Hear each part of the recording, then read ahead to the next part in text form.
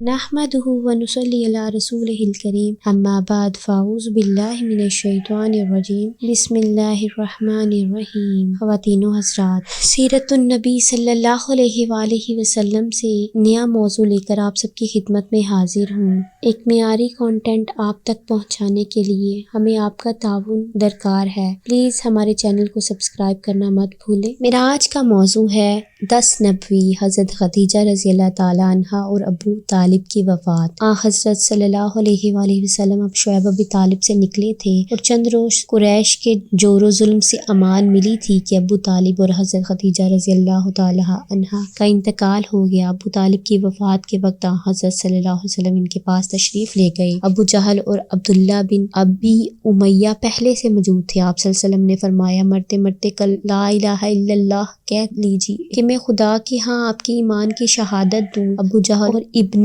ابی امیہ نے کہا، ابو طالب کیا تم عبد المطلب کے دین سے پھر جاؤ گے؟ بالآخر ابو طالب نے کہا، میں عبد المطلب کے دین پر مرتا ہوں۔ پھر حضرت صلی اللہ علیہ وآلہ وسلم کی طرف خطاب کر کے کہا، میں وہ کلمہ کہہ دیتا لیکن قریش کہیں گے موت سے ڈر گیا۔ آپ صلی اللہ علیہ وسلم نے فرمایا، میں آپ کے لیے دعائے مغفرت کروں گا جب تک کہ خدا مجھ کو اس سے منع نہ کر دے۔ یہ بخاری اور مسلم کی روایت ہے۔ ابن اسحاق کی روایت ہے کہ مرتے وقت ابو طالب کے ہونٹ ہل رہے تھے۔ حضرت عباس رضی اللہ تعالیٰ عنہ جو اس وقت تک کافر تھے، کان لگا کر سنا تو حضرت سے کہا کہ تم نے جس کلمہ کے لیے کہا تھا ابو طالب وہی کہہ رہے ہیں۔ اس بنا پر ابو طالب کے اسلام کے متعلق اختلاف ہے، لیکن چونکہ بخاری کی روایت عموماً صحیح مانی جاتی ہے اس لیے محدثین زیادہ تر ان کے کفر ہی کے قائل ہیں۔ لیکن محدثانہ حیثیت سے بخاری کی یہ روایت چند قابل حجت نہیں ہے کہ اخیر راوی مسیب ہیں جو فتح مکہ میں اسلام لائے اور ابو طالب کی وفات کے وقت موجود نہ تھے۔ اسی بنا پر ابو طالب نے حضرت صلی اللہ علیہ وسلم کے لیے جو جان نثاریاں کی، اس سے کون انکار کر سکتا ہے؟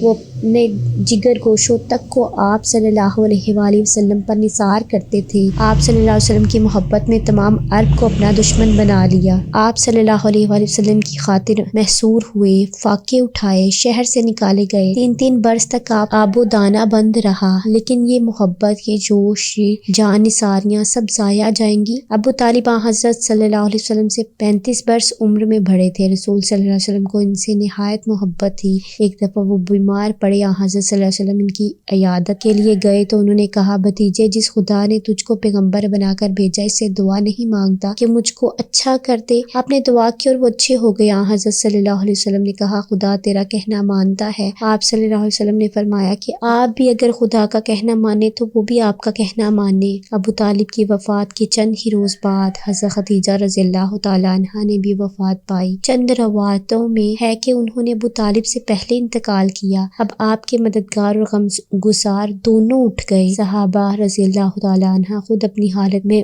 مبتلا تھے۔ یہی زمانہ ہے جو اسلام کا سخت ترین زمانہ ہے اور خود حضرت صلی اللہ علیہ وسلم اس سال کو عام الخزن فرمایا کرتے تھے۔ حضرت خدیجہ رضی اللہ تعالیٰ عنہ نے رمضان 10 نبوی میں وفات کی۔ ان کی عمر 65 برس کی تھی۔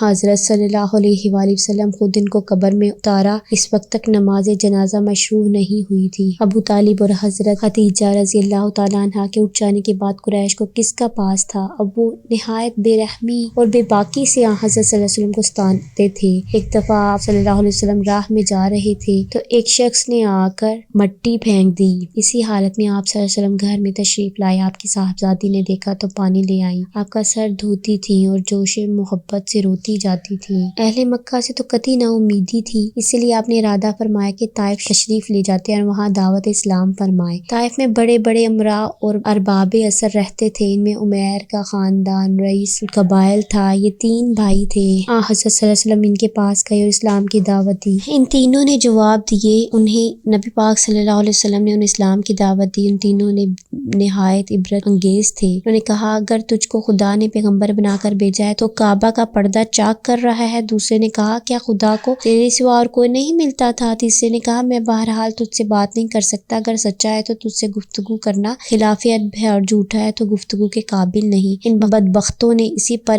اکتفا نہیں کیا، طائف کی بازاریوں کو ابھار دیا کہ آپ صلی اللہ علیہ وسلم کی ہنسی اڑائے۔ شہر کے اوباش ہر طرف سے ٹوٹ پڑے، یہ مجمع صف باندھ کر کھڑا ہو گیا۔ جب آپ ادھر سے گزرے تو آپ کے پاؤں پر پتھر مارنے شروع کر دیے، یہاں تک کہ آپ صلی اللہ علیہ وسلم کی جوتیاں خون سے بھر گئیں۔ جب آپ زخموں سے چور ہو کر بیٹھ جاتے تو بازو تھام کر کھڑا کر دیتے، پھر جب چلنے لگتے تو پتھر برساتے، ساتھ ساتھ گالیاں دیتے اور تالیاں بجاتے جاتے۔ آخر آپ صلی اللہ علیہ وسلم نے ایک باغ میں انگور کی اوٹ میں پناہ لی۔ یہ باغ عتبہ بن ربیع کا تھا جو باوجود کفر کے شریف الطبع اور نیک نفس تھا۔ اس نے آپ صلی اللہ علیہ وسلم کی حالت میں دیکھا تو اپنے غلام کے ساتھ، جس کا نام عداس تھا، انگور کا ایک گوشہ ایک کشتی میں رکھ کر بھیجا۔ اس سفر میں زید بن حارثہ رضی اللہ تعالیٰ عنہ بھی آپ کے ساتھ تھے۔ رسول صلی اللہ علیہ وسلم نے طائف سے پھر کر چند روز نخلا میں قیام کیا، پھر ہرا میں تشریف لائے اور معتم بن عدی کے پاس پیغام بھیجا کہ مجھ کو آپ کی حمایت میں لے سکتے ہو۔ عرب کا شعر تھا کہ جب کوئی ان سے طالب حمایت ہوتا تو گو دشمن ہوتا، انکار نہیں کر سکتے تھے۔ معتم نے یہ درخواست منظور کی، بیٹوں کو بلا کر کہا ہتھیار لگا کر حرم میں جاؤ۔ رسول صلی اللہ علیہ وسلم مکہ میں تشریف لائے، معتم اونٹ پر سوار تھا، حرم کے پاس آیا تو پکارا کہ میں محمد صلی اللہ علیہ وسلم کو پناہ دی ہے۔ حضرت صلی اللہ علیہ وسلم حرم میں آئے، نماز ادا کی اور دولت خانہ کو واپس گئے۔ معتم اور اس کے بیٹے آپ صلی اللہ علیہ وسلم کو تلواروں کے سائے میں لائے۔ معتم نے کفر کی حالت میں غزوہ بدر سے پہلے وفات کی۔ حضرت حسان رضی اللہ تعالیٰ عنہ جو دربار رسالت کے شاعر تھے، انہوں نے مرثیہ لکھا۔ زرقانی نے یہ مرثیہ بدر میں نقل کیا اور لکھا کہ اس میں کچھ مذائقہ نہیں، معتم کا یہ کام بے شبہ مداح کا مستحق ہے، لیکن آج کل کے مسلمان حضرت حسان رضی اللہ تعالیٰ اور زرقانی سے زیادہ شیفت الاسلام ہے، اس لیے معلوم نہیں حضرت حسان رضی اللہ کا یہ فعل آج بھی پسند کیا جا سکتا ہے یا نہیں۔ اسی کے ساتھ میرا آج کا موضوع اختتام پذیر ہوتا ہے۔ کل نئے موضوع کے ساتھ آپ سب کی خدمت میں حاضر ہوں گی، تب تک کے لیے اللہ حافظ۔